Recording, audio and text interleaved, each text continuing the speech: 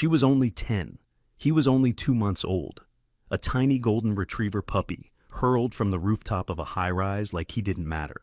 People watched, some gasped, most just kept walking. But not her. Not Sophie. With trembling hands and a heart braver than most adults, she ran toward the ledge and made a choice no one expected.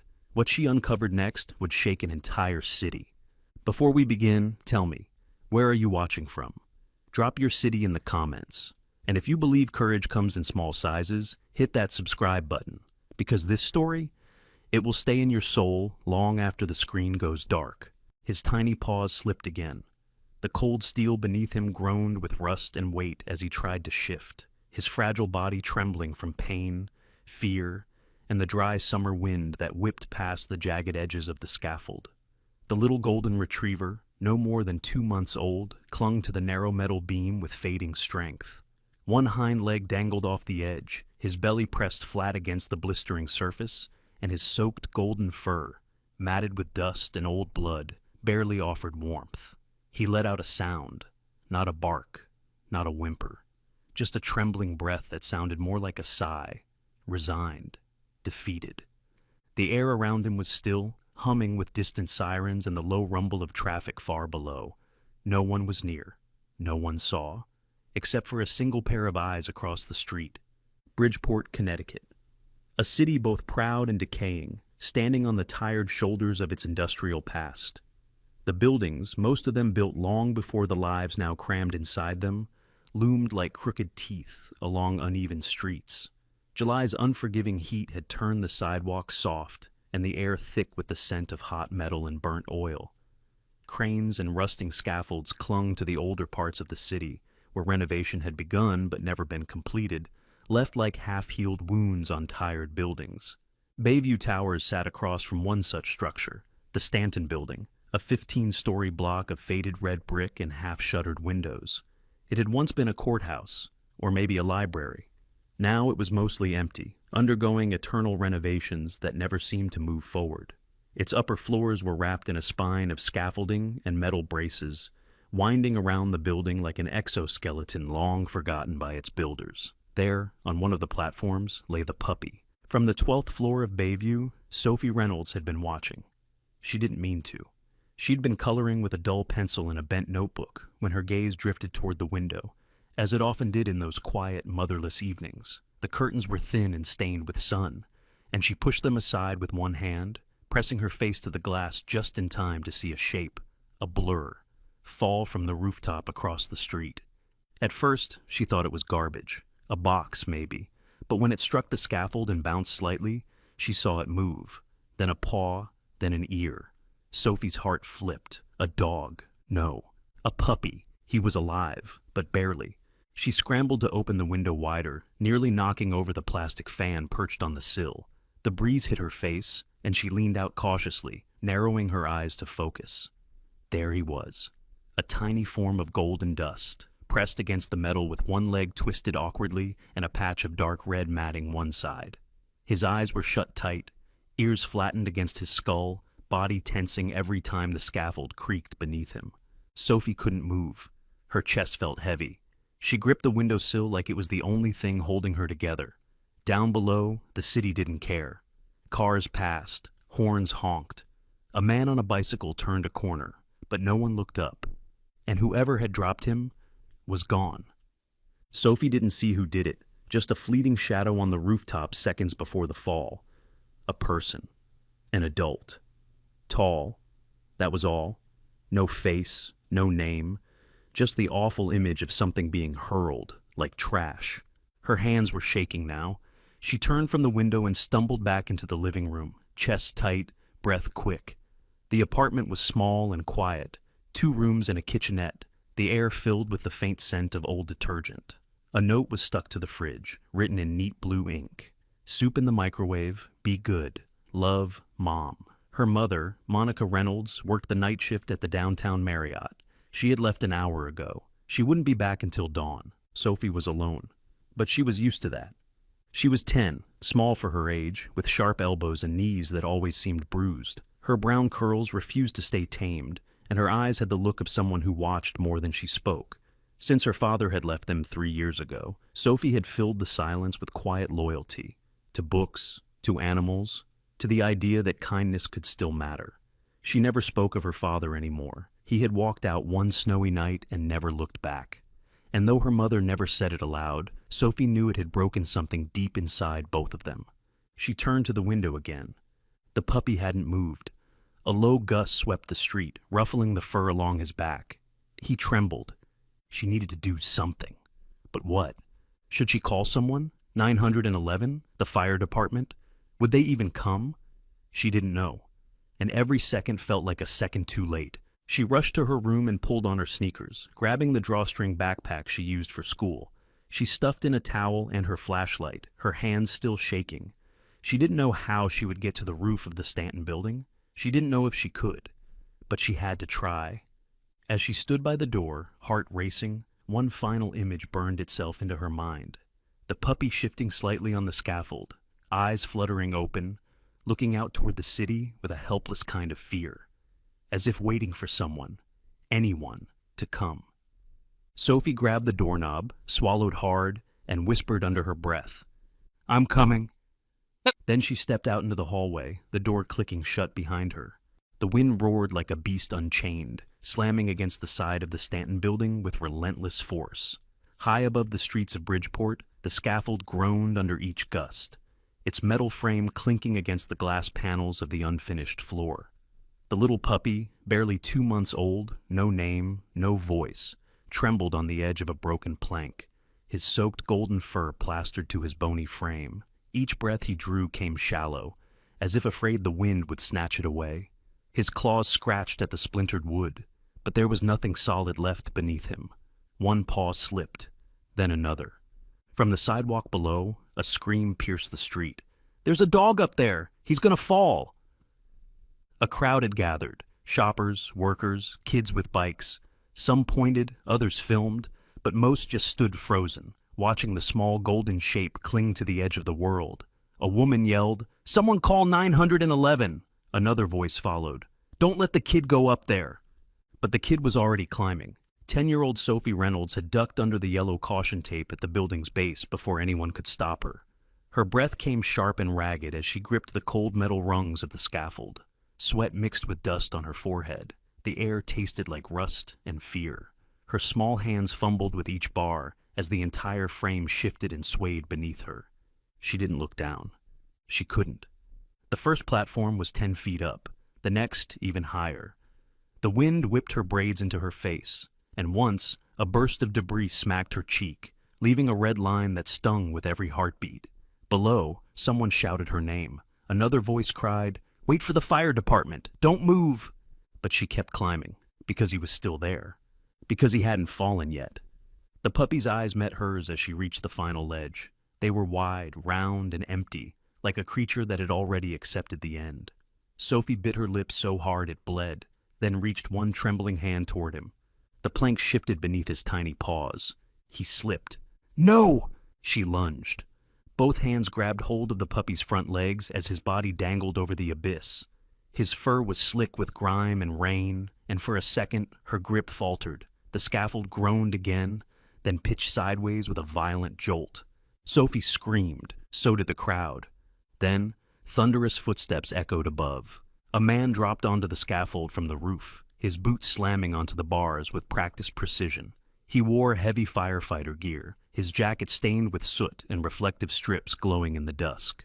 His helmet visor was up, revealing a sharp, angular face with soot-marked skin, grizzled stubble across his chin, and gray eyes that scanned the danger with cold urgency. Without a word, he grabbed Sophie by the collar and hauled her upright, one arm cradling the dog as the scaffold shook again. He spoke calmly, firmly. "I've got you. Don't let go." Then they moved, fast and low, across the swaying scaffold, ducking beneath beams, sliding down a makeshift ladder fixed to a support frame. Sophie's legs were jelly, her knees bleeding, and her hands raw from gripping the bars. The man shielded them both as they reached the bottom, where sirens were now wailing in the distance, and EMTs burst through the crowd. He passed the puppy gently into Sophie's arms, then lowered her to the curb where a paramedic laid down a blanket. "Is he alive?" Sophie whispered. The man crouched beside her, sweat trailing down his temple. He's breathing. You saved him. She looked up at him, eyes glassy. Who are you? He stood, dusted off his gloves. Firefighter Tom Delgado, Station 12. And with that, he walked back toward the building, already disappearing into a flurry of orders and blinking red lights.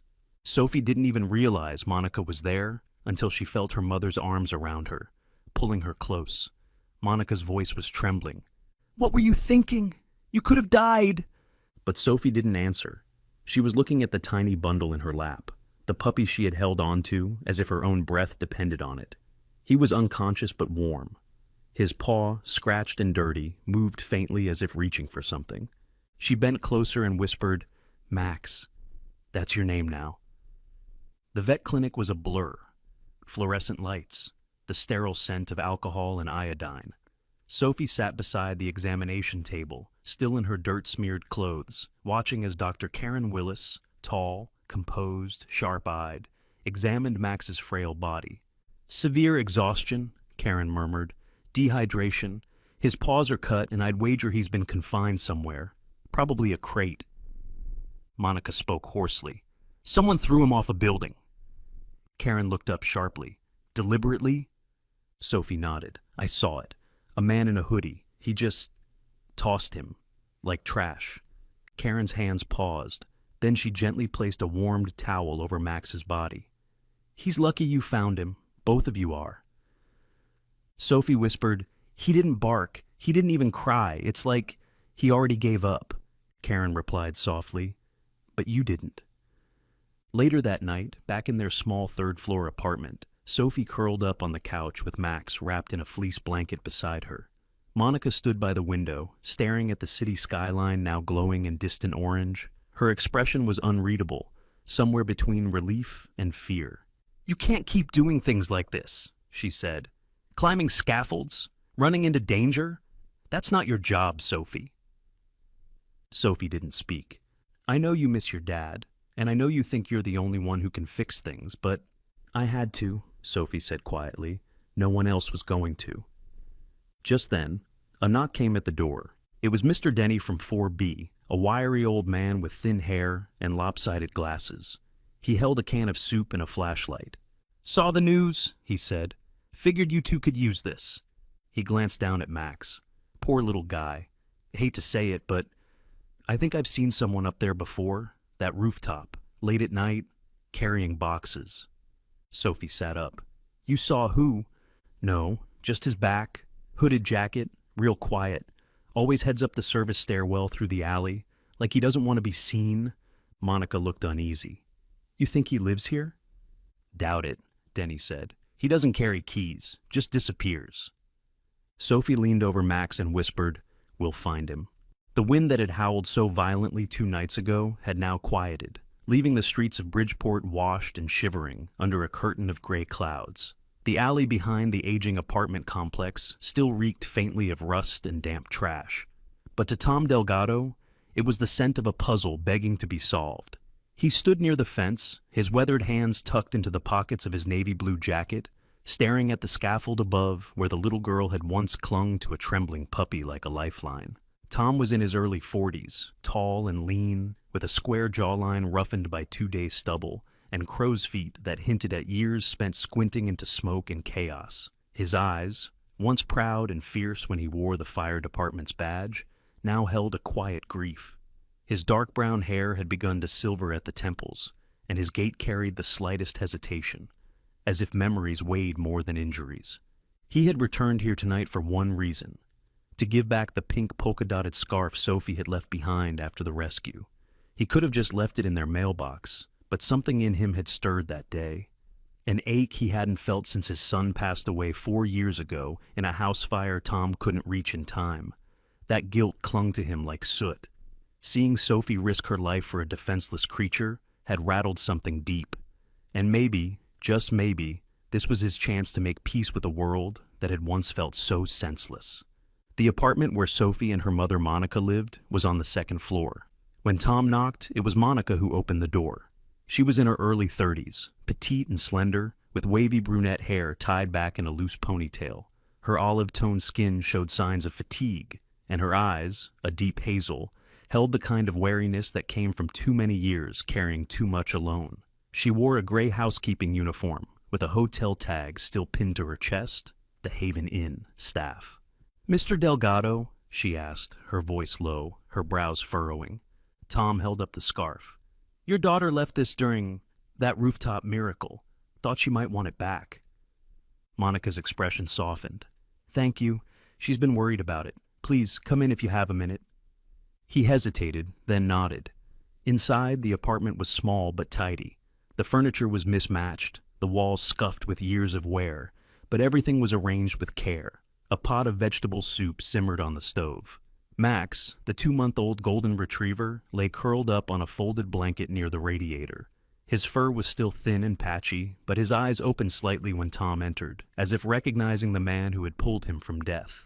Sophie sat nearby, drawing with a crayon on a grocery receipt. Her blonde hair was pulled into a messy bun, and her clothes looked slightly too small, likely hand-me-downs. She looked up, and a flicker of joy passed through her face. "You came back," she said softly. Tom smiled and sat on the arm of the couch. "Couldn't leave a job half-finished, could I?" They talked. Monica stirred the soup while Sophie, still not quite trusting of adults beyond her mother, slowly opened up. Tom asked about the fall, the rooftop, the man who had dropped the dog. Sophie mentioned something she hadn't before, a small scrap of card she'd found near the scaffold, with the number #14 written in thick black ink. She fetched it from her backpack and handed it to Tom. He studied it closely. The edges were torn, as if ripped from a larger sheet, and the paper itself had faint smudges of what looked like oil. "This looks familiar," he murmured, then added, "Have either of you heard about dog-fighting rings or illegal breeding mills?" Monica tensed. "I've seen things on the news. That kind of thing really happens here?" Tom's jaw tightened. "I worked with animal rescue teams once. Some operations number their animals, like livestock.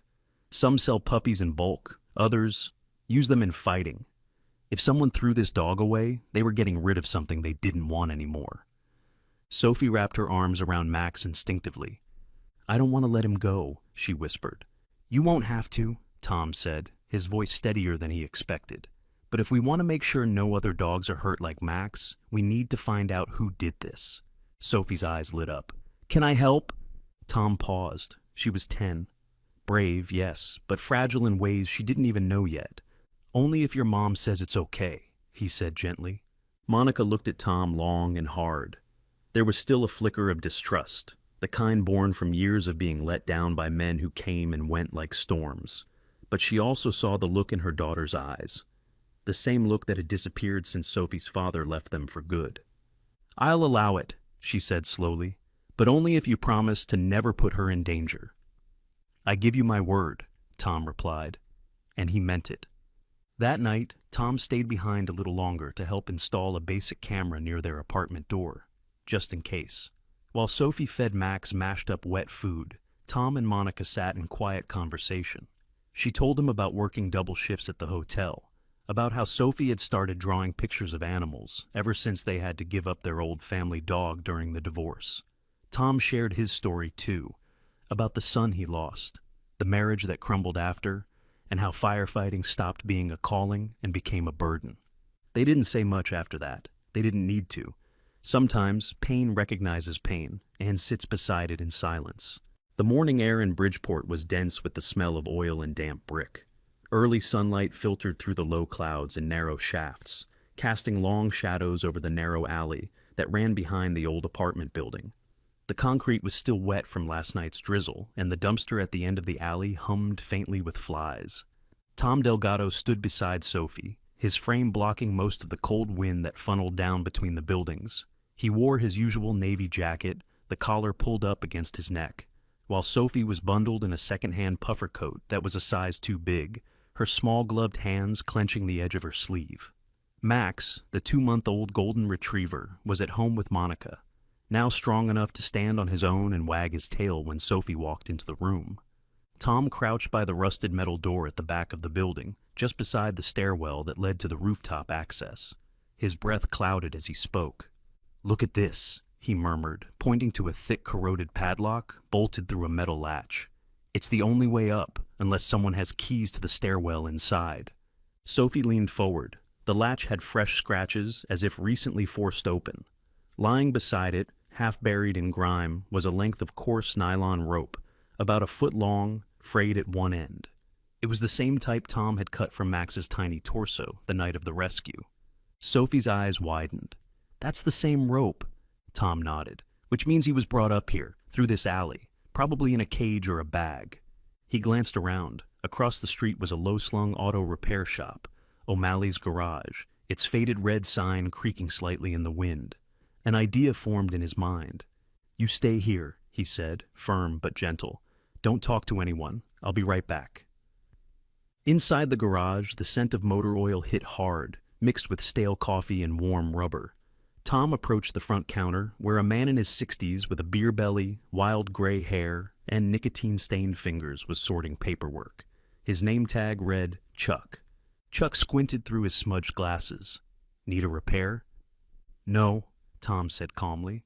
"I'm hoping you've got a security camera that looks out over the alley. I'm investigating something unofficial, a potential animal cruelty case." Chuck raised an eyebrow. "You a cop?" "Used to be a firefighter.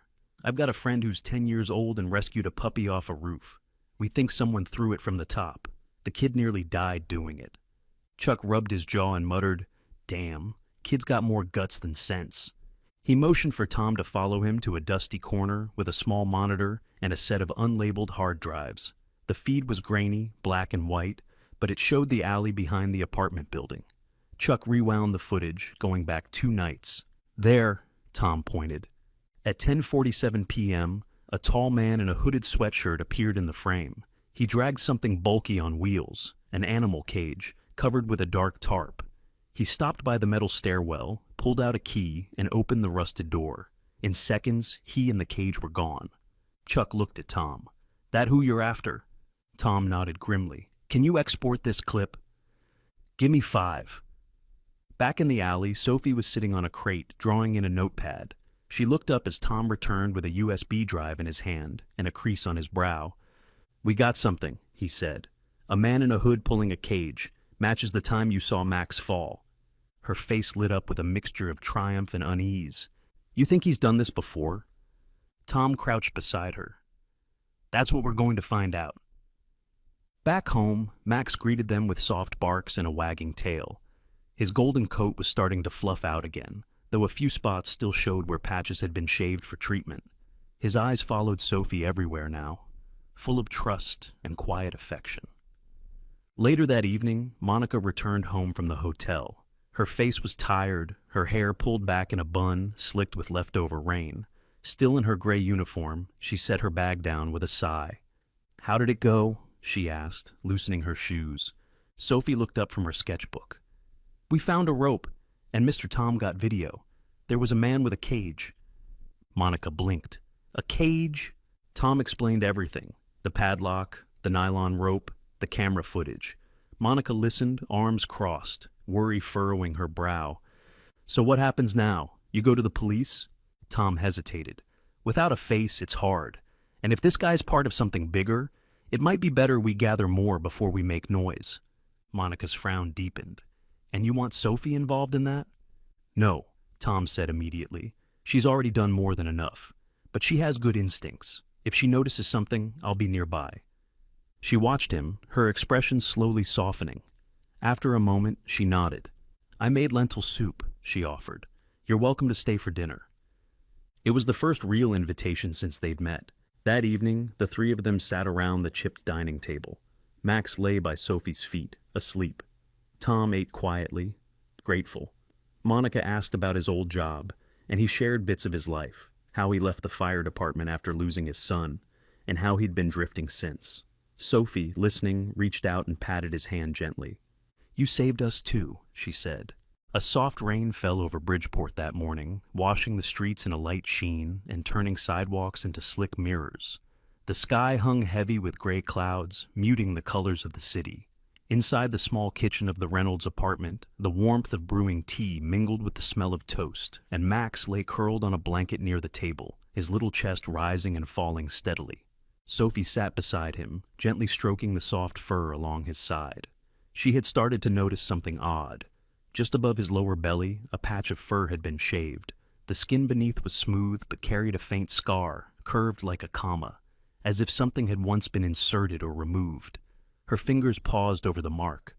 "Mom," she called, "can we take him back to the vet?" Monica, wearing her hotel cleaning uniform and tying her hair into a bun, looked over. "Why? He's eating fine now, right?" Sophie hesitated. "There's a scar. It looks weird." That afternoon, Sophie and Tom returned to the veterinary clinic. Dr. Karen Willis, in her early 40s with chestnut brown hair pulled into a neat ponytail and deep crow's feet from years of squinting at medical charts, listened attentively as Sophie described the spot. She gently placed Max on the stainless steel table and examined the scar under the overhead light. She murmured, frowning. "This doesn't look like a healed injury. It's clean, purposeful, likely surgical." Sophie blinked. "Surgical? Like someone operated on him?" Karen nodded slowly. "It looks like he was prepped for something.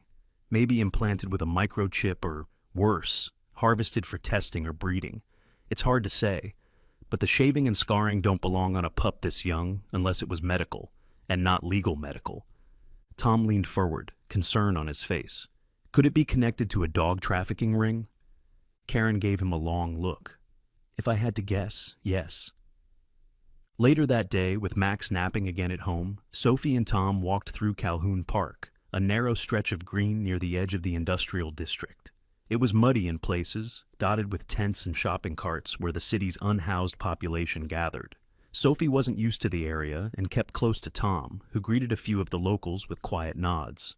They found an open bench near a rusting fountain, and Tom bought 2 paper cups of cocoa from a street vendor. They were about to sit, when a loud laugh rang out nearby. 2 homeless men sat under a tarp by a trash barrel, warming their hands over a flickering flame. "Remember that guy?" one of them said, voice raspy with age, "with the crate that squeaked like something dying?" The other nodded. "Yeah, always came past midnight. Box looked like it moved sometimes. Said he was clearing out strays." Sophie's ears perked. She looked up at Tom. "Let's talk to them," she whispered. They approached slowly. Tom took the lead, greeting the men politely. One of them, a lanky figure with a tangled gray beard and watery eyes, introduced himself as Kenny. His companion, younger and more alert, had sharp cheekbones, sunburnt skin, and introduced himself simply as Red. Tom explained they were looking into something connected to animal cruelty. Sophie, standing quietly behind him, held up a rough sketch she had made of Max's cage, based on what she imagined from the alley camera footage. Kenny leaned closer. "That's the box. Had a bent wheel, always squeaked. Guy wore black, tall, fast walker. Never looked up." Red added, "Once he stopped right there," he pointed toward a lamppost, "made a call, then dragged the box into that old service door." He gestured toward a derelict building 2 blocks away. Sophie quietly drew the building in her notepad, eyes sharp and focused. That evening, back in the apartment, Sophie laid out all her drawings on the floor. The alley, the rooftop, the cage, and now the building Kenny had pointed to. She flipped back to a page she'd scribbled on earlier, where she had written #14 beside Max's name. Something about it still nagged at her. She asked Monica for her tablet and looked up local pet rescue reports. One entry caught her eye. Small yellow Labrador mixed puppy, disappeared near Main and 8th, last seen wearing collar marked #11. Another report 2 weeks earlier mentioned a terrier puppy vanishing with a tag marked #13. She began to sketch a map of where each report had happened. The dots formed a rough circle, with their building at the center. Tom watched from across the room. He had just returned from dropping off a favor with an old friend from his firefighting days, Laura Montgomery, now part of the state's Animal Cruelty Task Force. Laura was in her mid-50s, muscular and no-nonsense, with a streak of silver in her jet-black hair. She had promised to cross-check Max's scar with any known illegal breeding operations in Connecticut. As Sophie showed him her map, Tom leaned in. "You think Max was number 14? Sophie nodded. "And the others? They're missing." The next morning, Monica prepared breakfast while Tom read through an email from Laura on his phone. It was short but disturbing. A tip from an informant suggested a ring of backyard breeders operating in Bridgeport was tagging their puppies by number, then either selling them or discarding the sick ones. Sophie looked at Max curled by the window, finally asleep with his belly rising gently. She whispered, "You weren't supposed to make it, were you?" Tom gently squeezed her shoulder. "But you did." The rain had turned to mist by the time Tom's truck pulled up near the chain-link fence surrounding the scorched shell of the old Hollis Street warehouse. What was once a sprawling storage facility now lay in ruins. Half of its metal roof collapsed, and soot still streaked the bricks like black tears. The fire had ravaged the place nearly a week ago, and the air still carried a faint tang of smoke, mixed with rust and something else more pungent. Decay, perhaps. Sophie sat beside him in the passenger seat, clutching her sketchbook tight to her chest. Her eyes were wide, uncertain, but determined. "Do you think Max came from here?" she asked, her voice barely more than a whisper. Tom gave her a look, kind, steady, yet shadowed with worry. "That's what we're here to find out." They were met at the gate by Detective Ellen Drake, a lean woman in her early 50s with sharp cheekbones and steel-gray hair tied into a bun. Her blazer was worn but clean, her boots caked in ash from several long days combing through what remained of the warehouse. Ellen had a quiet authority about her, the kind earned from decades on the job and long nights spent uncovering things most would rather forget. "This way," she said, gesturing with a gloved hand. "Watch your step." Tom helped Sophie over the cracked concrete and soggy wood beams as they followed Ellen into what used to be an office. A section of wall had collapsed, exposing filing cabinets blistered by heat.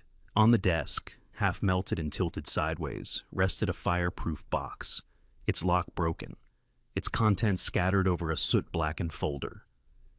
"This," Ellen said, pointing to a single sheet laid carefully under a plastic sleeve, "was wedged between the drawer and the frame. It's the only thing we could salvage that isn't completely charred." Sophie stepped closer, her hands trembling slightly as she leaned in to read. It was a list, neat handwriting, penned in blue ink.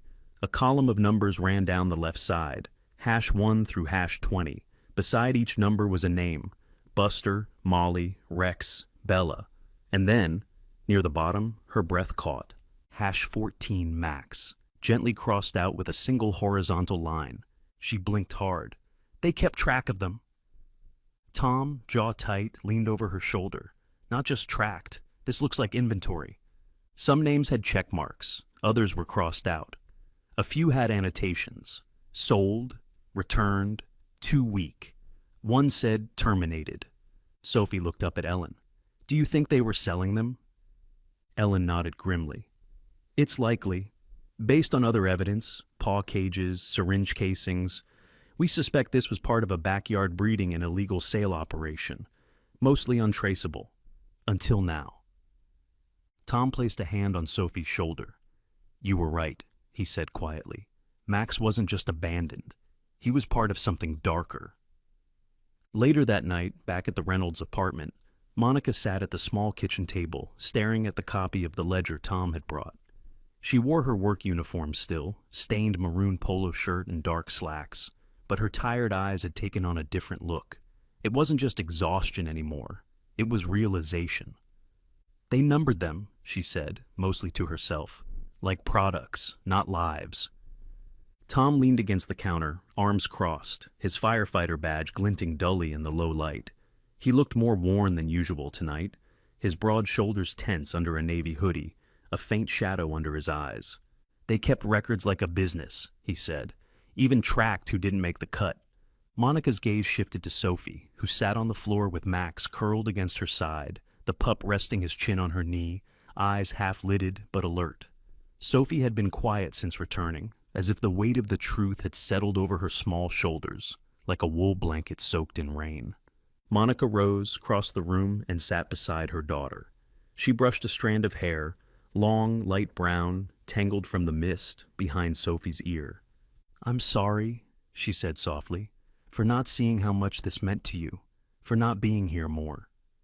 Sophie looked up, surprised, then leaned into her mother's touch. "Max needed us," she murmured. Monica nodded. "And now I need to be here, for both of you."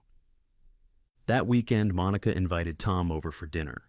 It wasn't a grand gesture, just a meal of roasted chicken, overboiled green beans, and boxed mashed potatoes. But it was the first time they had sat around the table together. Tom brought fresh bread from the market.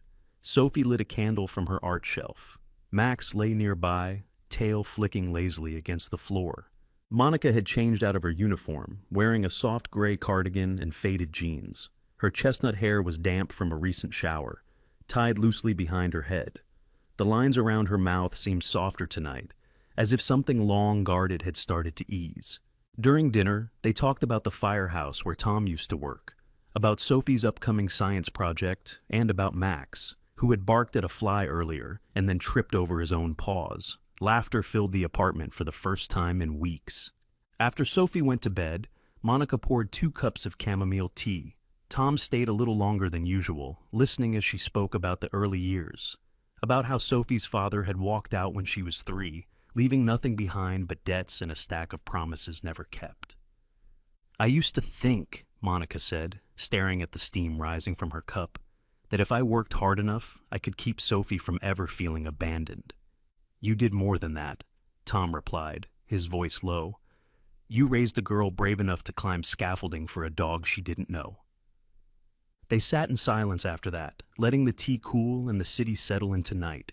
The shrill ring of the apartment phone shattered the silence, just past 1 a.m. Sophie sat upright in bed, her chest tightening.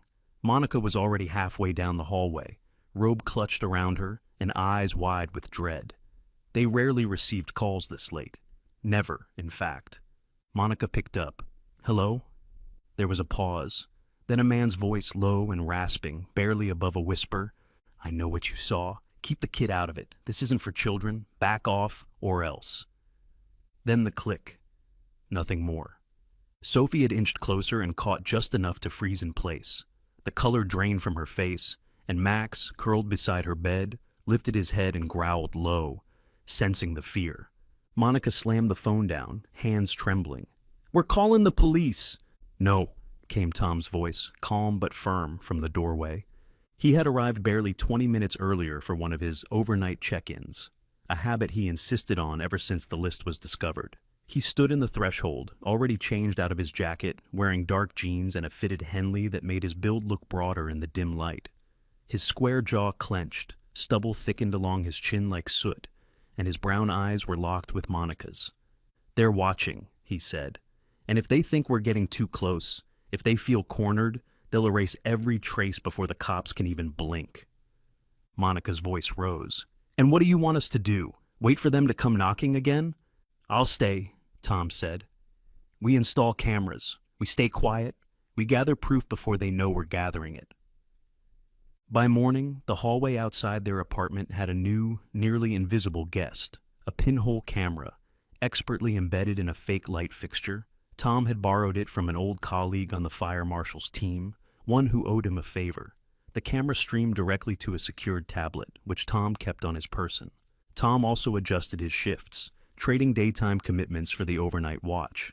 Every evening after Monica returned from the hotel, he'd take a thermos of coffee, find a spot near the stairwell facing the apartment door, and sit with his quiet resolve.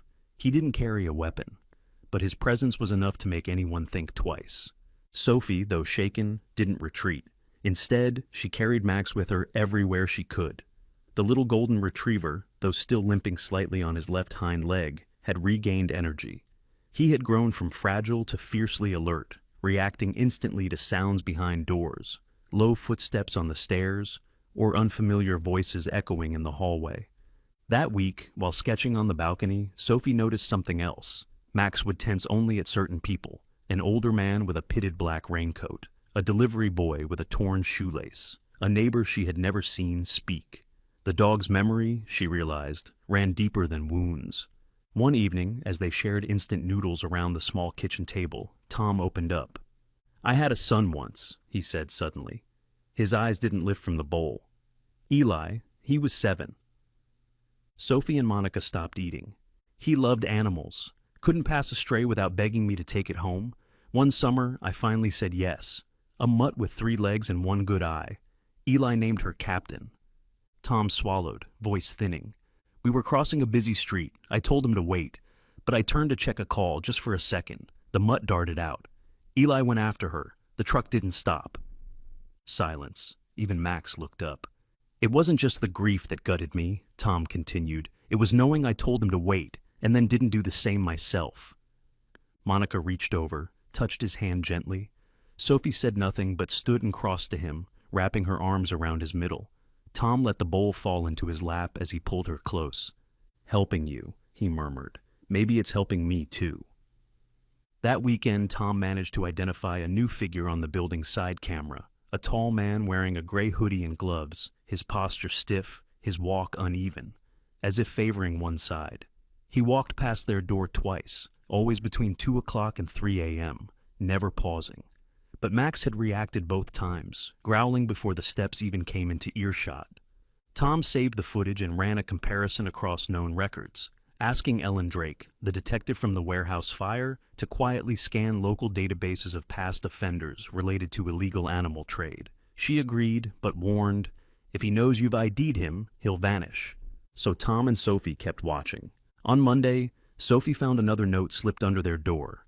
It wasn't threatening this time, just a single torn card, the kind attached to pet crates. On it, written in block letters, #11 Lucky, missing since May. Next, Sophie's hands shook. "They know we're still looking," she whispered. Tom took the card and examined the edges. Cut clean, like it came from the same batch as Max's tag. That night, Monica didn't sleep. She paced the kitchen floor, arms crossed, head full of thoughts. When Tom arrived at 10:30, she met him at the door with a decision made.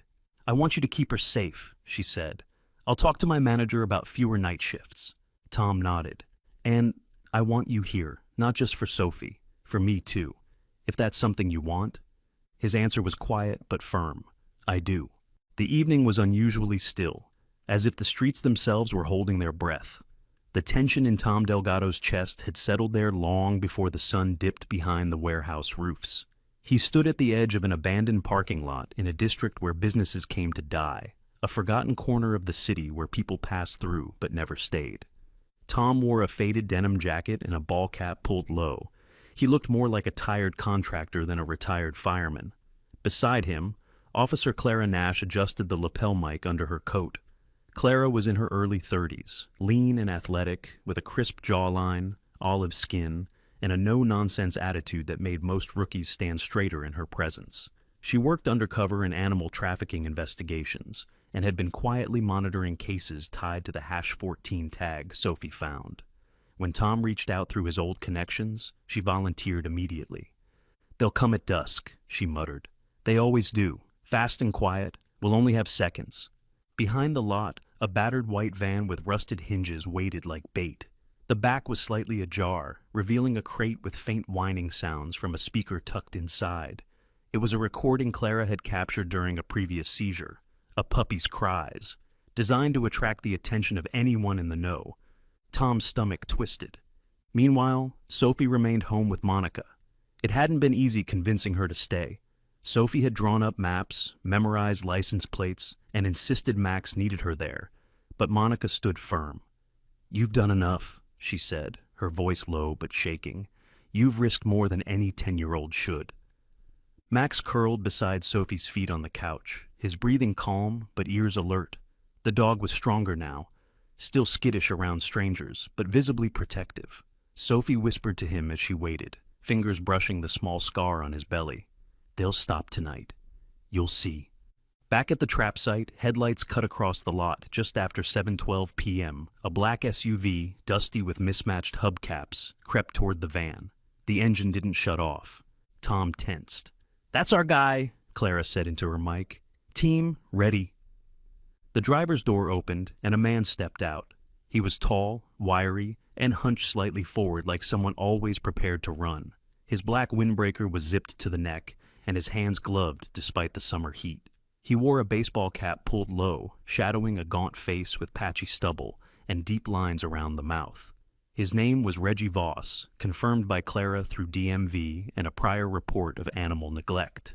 Reggie looked both ways, then approached the van with a small key in hand. He opened the rear door further, just enough to peek inside. That's when Clara moved. "Police!" she shouted. Hands where we can see them! Reggie bolted, but Tom was already moving. At 61, he wasn't built for chases, but his instincts kicked in. He sprinted across the lot as Clara and two other officers closed in from opposite ends. Reggie zigzagged, tried to scale the fence, then a body slammed into him from the side. Clara cuffed him, breathless. "You're done, Voss!" Reggie thrashed and spat. "You don't know who you're messing with." "Oh, I think we do," Clara muttered, turning to Tom. "Let's see what's in that truck." Inside the van, the air was thick with ammonia and sweat. 3 metal cages lined the floor, covered in stained towels and straw. The first held a golden retriever puppy, barely 3 months old, ribs showing through thin fur. Its breathing was shallow, tongue lolling from dehydration. The second and third cages were worse. 2 small mixed breeds, one with black and tan markings, the other pale cream, were unconscious. IV ports taped to their forelegs. A syringe lay discarded in the corner. Clara growled, "Sedatives," probably prepping them for transfer. Tom knelt by the golden puppy. The dog opened one eye, then struggled to lift its head as Tom reached through the bars. His hand found the matted fur. "You're okay now," he whispered. They named him Charlie. At the station, Reggie refused to speak until the early hours. When he finally broke, it wasn't noble. It was fear. "There's more," he muttered, pacing the room. "They run through vet clinics, dirty ones that nobody checks. I just deliver, that's all." He pulled out a crumpled slip of paper from his shoe, likely his insurance in case things went south. On it, locations, names, and initials. One name stood out. D. Trenholm, Uptown, handles clean batches. Tom's blood ran cold. David Trenholm was the head of a private animal shelter Sophie once volunteered at briefly. Monica had even mentioned him in passing. "We've been looking in the wrong places," Clara said grimly. Back at the apartment, Sophie sat cross-legged on the floor, cradling Max while Monica braided her damp hair. When the door finally creaked open near 2 a.m., Sophie leapt up. Tom entered quietly, his face tired but lit with something rare. Hope. He crouched and opened the carrier beside him. "We brought someone who needs a friend." The little golden pup wobbled out, eyes blinking slowly. Sophie gasped. "He's just like Max." Tom nodded. "And safe now. Thanks to you." Monica knelt beside them, smiling gently. The weight in her face was still there, fatigue, worry, but it was softened now, replaced with a quiet resolve. Sophie turned to the pup. "Charlie," she whispered, "you're home." The sun broke through the haze of a weary morning, casting soft amber light across the small living room, where Sophie sat cross-legged on the floor, surrounded by 3 bundles of golden fur. Max rested at her side like a sentinel, his expressive eyes calm, his body finally fuller and stronger. He watched the newcomers with quiet patience, as if already understanding he was their older brother. The 3 rescued puppies were each unique despite their shared suffering. The largest, a curious, bouncy female with a white stripe down her snout, had already begun exploring every corner of the house, sniffing bookshelves and tumbling over laundry baskets. Sophie had decided to name her Ginger, because her nose twitches like it smells cinnamon, she had told Monica with a grin. The second puppy, smaller and a bit shy, had a patch of missing fur on one leg where the vet had administered fluids. He followed Sophie closely, never more than a few feet away. His eyes were the color of melted toffee, tired, cautious, but deeply loyal. "Lucky," Sophie said, pressing her forehead to his gently, "because you almost didn't make it. But you did." Then there was the third, the smallest of them all, barely 2 pounds, with a limp in his left hind leg. He didn't play like the others. He watched, quiet and still, from the safety of the blanket Tom had given him. His fur was duller, a dusty gold, and his eyes held a deeper kind of sadness. Sophie had taken the longest to name him, and finally whispered it aloud. Peanut. Because he's small and quiet and sweet. But I think he's stronger than he looks. Monica stood by the doorway, arms folded, her eyes soft. The transformation in her daughter had been unmistakable, where once Sophie had grown quieter every week, guarding her heart against the absences, the unanswered phone calls, the long shifts Monica couldn't avoid. Now she was wide-eyed again, expressive and full of questions. At breakfast, Monica cleared her throat. "Sophie, I've been thinking, maybe we could keep one." Sophie looked up from brushing Peanut's ears. I want them all to go where they're loved, really loved. I think Max needs to stay, though. He found us first. Tom, sitting at the edge of the room with a mug of lukewarm coffee, exchanged a glance with Monica.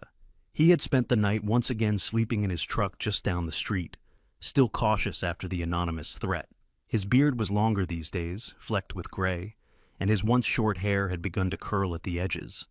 But there was light in his eyes again, something that hadn't been there since the loss of his son years ago. Later that afternoon, Tom helped Sophie set up the laptop on the small kitchen table. The old fan buzzed overhead as they launched a blog called Max's Way Home. It was part diary, part open letter to the world, part desperate plea to find the right families for the puppies who had survived something too cruel to remain silent. Sophie typed slowly at first, with Max's paw resting beside her keyboard. "My name is Sophie. I'm 10 years old, and this is Max. He was thrown from a rooftop, but he didn't fall. I found him, and he found me, and now we've found 3 more puppies who deserve love." She included pictures. Max curled against her side, Lucky learning to stand, Ginger sleeping belly up, and Peanut staring solemnly into the lens. The post ended with a simple sentence: "If you have a heart, maybe one of them can come home to you." By the end of the day, the blog had over 2,000 views. The following week brought emails from across the state, couples who'd just lost a dog and felt they weren't whole, a family who'd waited years until their youngest was ready for the responsibility, a retired woman who lived alone and said Peanut reminded her of the first dog she ever loved. One by one, they came to visit. Sophie cried when Ginger left, though she tried to hide it by brushing her hair in front of her eyes. The couple who adopted her had brought a toy with them and knelt down patiently until Ginger approached on her own. A few days later, Lucky was chosen by a boy with Down syndrome named Tyler, whose gentle voice and soft hands made the puppy wag his tail like he'd never done before. Only Peanut remained. Max sat beside him as he lay in the sunlit square near the window. Tom placed a bowl of warm broth near the blanket and turned to Sophie. "He's waiting for something. Or someone." Sophie nodded. "I think he already found it." Tom glanced at Monica, who was stirring soup in the kitchen, humming a tune. There was laughter in her voice when she spoke now, and her exhaustion looked lighter, no longer carved so deeply into her features. Her long, dark hair was pulled into a messy braid, and her smile, when it came, was genuine, shaped by relief and gratitude. That night, Tom stayed for dinner again. They didn't talk much. Monica wasn't used to idle chat, and Tom had always preferred silence to filler. But Sophie noticed the way he passed her mom the salt without asking, and how Monica refilled his water without being prompted. These were quiet rituals of people who had begun to trust again. As the stars blinked to life outside, Sophie lay on the couch, Max at her feet, Peanut nestled beneath her chin. She watched her mother and Tom talking by the sink, not quite laughing, but something close, something warm. She whispered to Peanut, "You're already home, huh?" The little dog blinked slowly, then leaned into her chest. The rooftop felt different this time. Gone were the loose tarps and the rusted cage. In their place stood 3 folding chairs, a simple wooden easel holding a photo of the 3 rescued puppies, and a small arrangement of wildflowers Sophie had gathered herself that morning. The golden rays of late afternoon poured over the edge of the roof like honey, softening every edge, as if the building itself remembered, and now exhaled. Sophie stood near the railing, a paper lantern cradled in her hands. Her hair was tied in a low braid, and the breeze tugged at her sweater. Max sat beside her, tail gently thumping, his coat now full and gleaming in the sun. A faded blue bandana Monica had stitched for him fluttered around his neck. He looked nothing like the broken creature she had once clutched to her chest. Behind her, Monica and Tom spoke quietly with members of the rescue team who had come to pay tribute. Some of them Sophie recognized. Nina, the tall blonde with a soft voice who'd helped carry the puppies from the van. Officer Delgado, broad-shouldered with dark curls and a quiet gentleness in his eyes, who had arrested the man behind the trafficking ring, and a few neighbors who had followed the story online and wanted to thank Sophie in person. Monica wore a denim jacket over a simple white dress. Her dark hair was loose, framing her tired but softened face. She looked younger in the golden light, and when she smiled at Tom, there was a calm in it, earned, not borrowed. She carried a candle in a mason jar and stood close to him, shoulder brushing shoulder. Tom had changed out of his work gear into a dark blue flannel shirt and pressed jeans. His boots were scuffed, as always, but clean. His beard had been trimmed, though a few stubborn grays still curled at his jaw. He looked around with a grave stillness, as though cataloging every detail, the way someone does when revisiting the site of something lost and now reclaimed. He moved beside Sophie and knelt slowly. "Do you remember how you found Max?" he asked. She nodded, eyes glimmering. "I used to come up here," he said, "after my shifts, just to breathe. It's where I told myself I'd never let another child feel alone like my son did. But I didn't keep that promise. Not until now." Sophie looked at him, then leaned her head against his shoulder. Tom continued, "You didn't just save Max, Sophie. You helped me remember how to fight for someone again. You made me want to be better." Behind them, Monica's voice floated through the air, soft but sure. "You already are." They turned to see her standing with the others, a gentle invitation in her gaze. A member of the rescue team, a short man with sun-leathered skin named Ramon, cleared his throat. "We'd like to start, if everyone's ready." Each person present took a small lantern or candle. On the rooftop ledge, a narrow tray held matchsticks and slips of paper. Sophie had asked that everyone write the name of a dog they'd lost, rescued, or remembered. Sophie wrote 2 names, Peanut and Luna, the name she had given, in her heart, to Max's mother, whom they would never find but always remember. Monica wrote Biscuit, her childhood dog who had slept by her crib and died the year her father left. Tom, after a long pause, wrote Noah, his son, and placed the slip beside Max's paw. One by one, they lit their lanterns. A golden wind picked up just as Sophie stepped to the edge, Max close behind. She whispered, "This is where you almost left, but now, look at you." She held her lantern up, and Tom reached beside her with his own. They released them together. The lanterns rose slowly, flickering against the orange sky, rising higher and higher until they looked like tiny stars reclaiming a broken space. Max let out a soft bark. Just once. Sophie laughed through the tears she didn't bother to hide. As the rooftop ceremony ended and people began gathering the folding chairs and tea lights, Monica lingered beside Tom, her fingers brushing his. "Would you like to stay for dinner?" she asked. He nodded, smiling without hesitation. They walked side by side, Sophie a few steps ahead, her hand gently resting on Max's back. Before they left, Sophie turned back to the ledge. The rooftop was empty again, the lanterns gone, the wind still. She whispered to Max, "You didn't just survive, you came back for me, for all of us." Max leaned his head against her side. Then they walked home, not as strangers, not as rescuer and rescued, but as family, broken in places, stitched together in others, but whole in the ways that mattered most. Sometimes, the loudest cries aren't heard with ears, but with hearts. A frightened puppy on a rooftop. A little girl who chose to climb instead of wait. A man broken by loss, healed not by time, but by the courage of a child and the bark of a second chance. In the ordinary streets of a weary city, something holy happened. Not with trumpets, but with tiny paws, trembling hands, and a sunset painted by a god who never stops watching. Perhaps Max was not just saved, he was sent. Perhaps the rooftop was not just the scene of a rescue, but an altar. And maybe, just maybe, that whisper Sophie heard in the wind wasn't fear, it was grace. So, if this story touched you, if you believe in the quiet ways miracles unfold, leave a comment below. Tell us what you believe in. Share this story with someone who needs a little hope today. And don't forget to subscribe, because the world needs more stories where love wins. May God bless the ones who climb, the ones who wait, and the ones who still believe that every creature, big or small, is part of His plan. Until the next rescue, Amen.